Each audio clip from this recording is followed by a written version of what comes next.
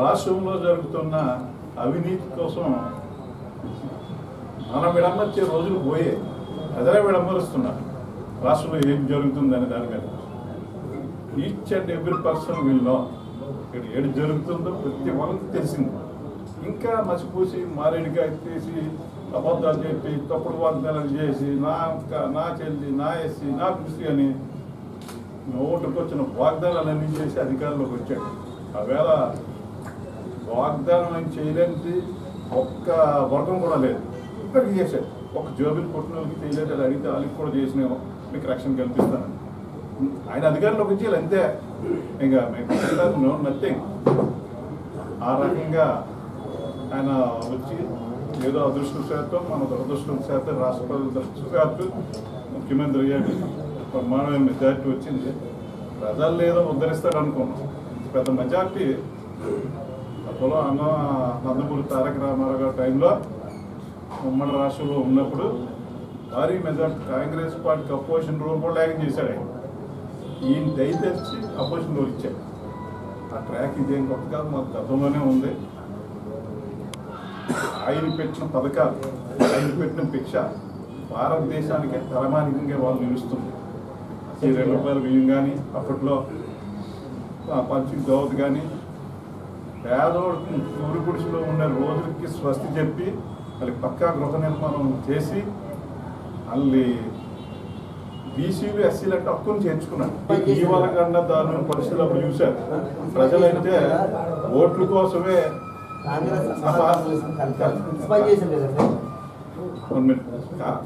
ప్రజల కోసమే ఈ పార్టీ పెట్టింది. ఆయన కోట్లాది రూపాయల ఆదాయం వదిలేసి ప్రజల కష్టాలు చూసి చలించిపోయి అవేళ ఈ ఆంధ్ర రాష్ట్ర పరిస్థితి నాకు ఇంతలా అవకాశం ఇచ్చింది ఈ ప్రజలందరూ. ఆయన నేను ఏదో చెయ్యాలని అన్న నందమూరి తారక రామారావు మార్చి 1982 మార్చి 29 తిరుపతిలో ఎన్నిక చేసి బయలుదేరారు. సమాజమే దేవాలయం, పేద ప్రజలే దేవుళ్ళు అనే స్లోగన్తో వెళ్తే ప్రజల్ని అన్ని వర్గాలు ఆకట్టుకున్నాడు.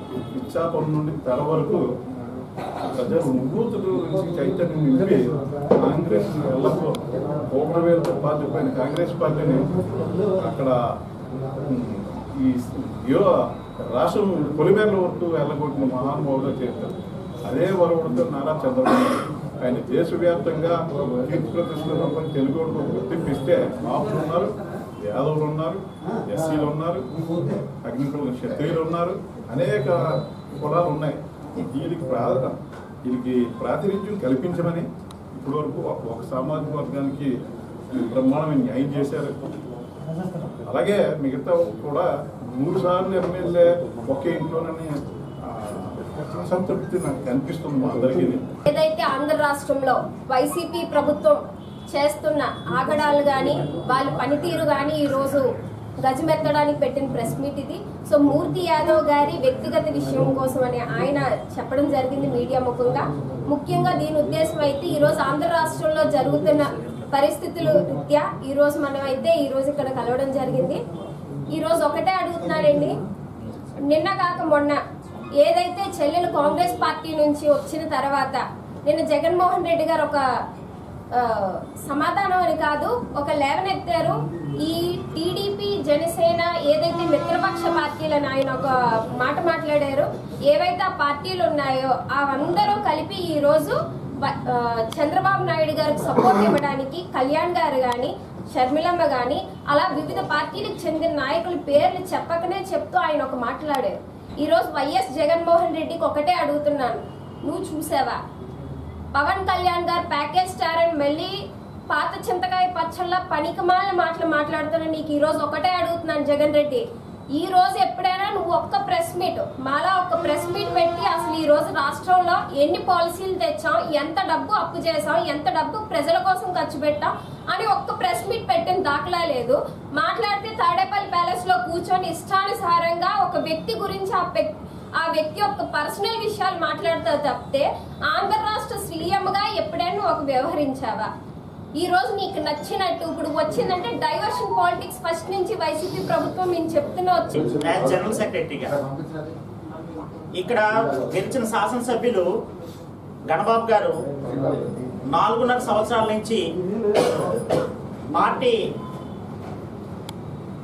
పరంగా ఏ విధమైన ఖండనలు చేయకుండా విశాఖపట్నంలో జరుగుతున్న ఎన్నో భూ కబ్జాలకు ఎప్పుడు విమర్శించకుండా మరి ఇక్కడున్న ఎన్నో సమస్యలను ఏనాడు అతను తప్పు పట్టకుండా మరి ఎల్జీ పాలిమర్స్ విషయంలో అయితేనేమి మరి చంద్రబాబు నాయుడు గారు స్వయంగా వచ్చి పాలిమర్స్ బాధితులు సందర్శించడానికి వచ్చినప్పుడు ఆ రోజు ఎయిర్పోర్ట్లో సంబంధించిన అంటే ఆ ప్రోటోకాల్ ఉన్న ఎమ్మెల్యే అతను ముందు రిసీవ్ చేసుకోవాలి చంద్రబాబు నాయుడు గారిని ఆ రోజున వెస్ట్ నియోజకవర్గంలో ఉండే లీడర్స్ని కూడా తన ఇంటి దగ్గర పెట్టుకొని అక్కడ రాకుండా ఆ రోజు ఎంత పోరాటం జరిగిందో మీరు అందరూ చూసారు. ప్రత్యేక గారు మాకు తెలియదు కానీ గణబాబు గారు 1983లో ఎన్టీ రామారావు పార్టీ పెట్టిన దగ్గర నుంచి కూడా గణబాబు గారు ఎమ్మెల్యేగా లేరు, ఆ నాన్నగారు ఎంపీగా చేశారు, ఎమ్మెల్యేగా చేశారు, అలాగే మేయర్గా కూడా సీట్ ఇస్తే ఓడిపోవడం కూడా జరిగింది. అలాగే కూడా చైర్మన్ కూడా చేసినటువంటి మన అప్పలనరసింహ గారు రిజిస్ట్రేషన్ అప్పటి నుంచి కూడా మీ పార్టీలో 1983 నుంచి కూడా మీ పార్టీలో ఉన్నటువంటి వ్యక్తుల్ని విస్మరించి మమ్మల్ని దూరంగా పెట్టడం అనేది మాకు చాలా బాధాకరం. ఏంటంటే నేను 30 సంవత్సరాలు తెలుగుదేశం పార్టీ అప్పుడు 43 వార్డు, తర్వాత 41 వార్డు, ఇప్పుడు 57 వార్డు అయింది. అది ఈ 3 వార్డులు మారినటువంటి వార్డుల్లో నా పేరు పెంటకోట శ్రీనాథరావు, మా Mrs corporator Pentakota Veeralakshmi, corporator, అలాగే జిల్లా ప్రణాళిక కమిటీ సభ్యురాలు, స్టాండింగ్ కమిటీ చైర్పర్సన్ అండ్ నగర ప్రధాన మహిళా ప్రధాన కార్యదర్శి. 4 పదవుల్లో ఉన్నటువంటి వ్యక్తిని ఈరోజు కార్పొరేటర్ తననే కాదు ఏ ఒక్క కార్పొరేటర్ని కూడా పిలవటం అనేది జరగదు. ప్రజలు ఎత్తి మీద కూర్చుంటానని చెప్పేసి ఇప్పుడు ముసుగు తీసుకొని ప్రజల్లోకి వస్తూ ఉన్నాడు. ఒక క్రమశిక్షణ కార్యకర్తగా, సీనియర్ కార్యకర్తగా ప్రజలకు నువ్వు చేసిన వాగ్దానాలు ఏంటి? గత 4.5 సంవత్సరాల్లో ప్రజలకు ఏమైనా మెసేజ్ పంపించావు?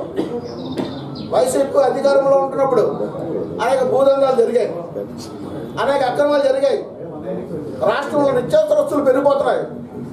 ఇవన్నీ ఉండేటప్పుడు కూడా నువ్వు పట్టించుకోకుండా ఇంట్లో ఫ్యామిలీతో కులాసాలు తీసుకుంటూ గవర్నమెంట్ ఇస్తున్న జీతం అనుభవిస్తూ ప్రజా సంక్షేమం గాలికి వదిలేసి ఈరోజు మళ్ళీ అధికారంలోకి రావడానికి కోసం సీటు ఏ ముఖం పెట్టుకొని అడుగుతున్నావు?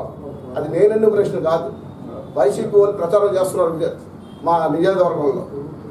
సీనియర్ కార్యకర్తగా తలదించుకోవాల్సిన పరిస్థితి, దౌర్భాగ్య పరిస్థితి ఈ పార్టీలో ఉండి కూడా తెలుస్తుంది. మీ ద్వారానే తెలియపరుస్తుంది. అంటే గతంలో మా జాతీయ అధ్యక్షులు నారా చంద్రబాబు నాయుడు తెలియపరచడం జరిగింది. వాళ్ళ దృష్టిలో కూడా ఉన్నది కొత్త క్యాండిడేట్ని పెట్టాలి, కొత్త వారికి అవకాశాలు ఇవ్వాలని చెప్పి. ఆఖరికి జాతీయ అధ్యక్షుడు నారా చంద్రబాబు నాయుడు అరెస్ట్ చేసినప్పుడు కూడా ఇంట్లోకి బయటకు వెళ్ళిన పరిస్థితి ఈ ఎమ్మెల్యే. ఇటువంటి ఎమ్మెల్యేగా మళ్ళీ పార్టీ ఏ విధంగా టికెట్ ఇస్తుందని నేను ప్రశ్నిస్తూ ఉన్నాను.